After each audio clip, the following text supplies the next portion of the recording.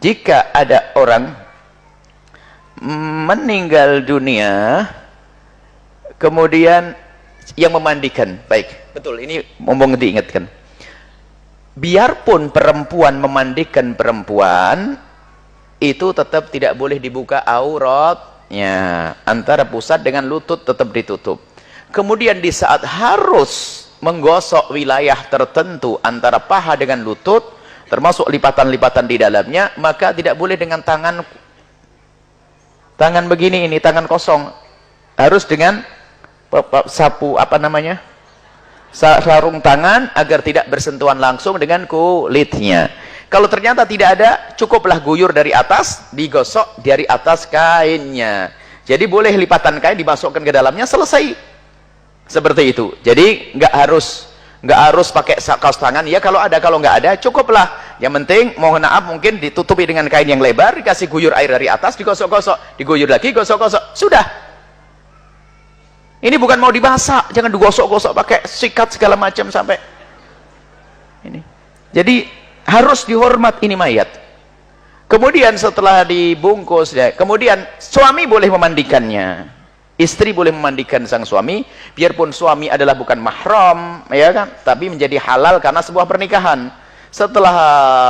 Setelah meninggal dunia, maka tetap diperkenankan, karena Nabi pernah bersabda kepada Siti Aisyah, ya Aisyah, lau mutti qabli la ghassaltuki. Aisyah, kalau sampai kamu mati duluan, niscaya yang memandikan kamu adalah aku. Cuma Nabi pakai lau, jika, berarti nggak terjadi. Akhirnya Nabi wafat duluan. Kalau seandainya kau mati duluan, wahai Aisyah, engkau yang akan memandikan aku yang akan memandikan kamu. Dari disinilah para ulama mengatakan, suami yang waktu meninggal belum cerai loh ya, mantan suami memandikan nggak boleh. Jadi kalau waktu meninggal itu masih dalam keadaan suami istri, maka suami boleh memandikan atau sebaliknya. Baik, kemudian jika ada mayat sudah dibungkus rapi, tidak harus Anda kerabatnya menciumnya, bikin ribet itu nanti.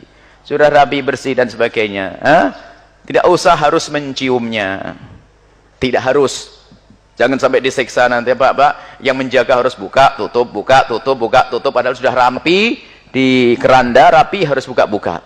Cuman mungkin karena ada orang dekat dan sebagainya, pengen lihat wajah yang terakhir, kemudian orang istrinya atau apa. Kalau orang lain ngapain cium-cium? Nggak ada urusan.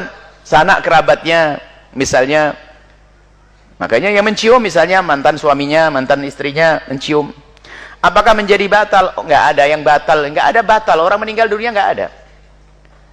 Makanya termasuk ketika, ya ini salah pahamnya seorang apa namanya, sehingga katanya kalau keluar sesuatu bagaimana, misalnya mayat sudah dibungkus rapi lalu keluar kotoran lagi, batal? Nggak ada batal, mandinya nggak harus diulangi. Misalnya keluar kotoran, tinggal dibersihkan saja kotorannya, selesai, bukan harus diulang mandinya. Jadi nggak ada lagi istilah batal bagi orang yang telah meninggal itu. Nggak ada batal wudunya, nggak ada batal mandinya. Jadi nggak ada itu semuanya. Jadi kalau ada suaminya mencium, ya nggak ada masalah, sudah dikafani dan sebagainya, dicium keningnya, boleh-boleh saja.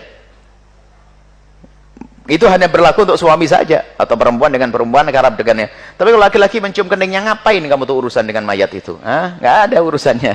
Jadi nggak akan berlaku itu semuanya. Kamu siapa? Nggak ada urusan. Sepupu, nggak ada urusan.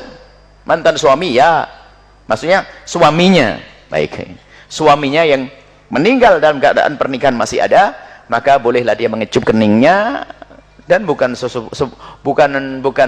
keharusan. Artinya itu hanya perasaan saja, ingin merasa dekat dan sebagainya. Tapi jangan disiksa yang menjaga mayat, harus bongkar pasang